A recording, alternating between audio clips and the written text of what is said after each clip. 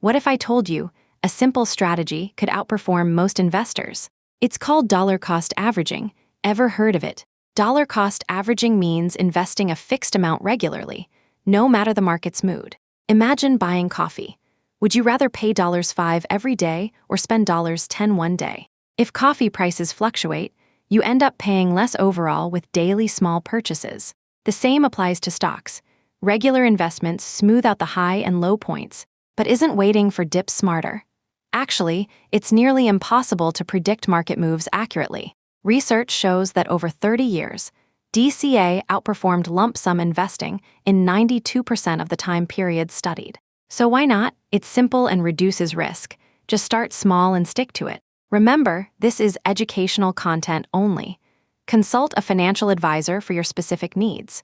Subscribe to understand the mechanics of money, one mechanism at a time.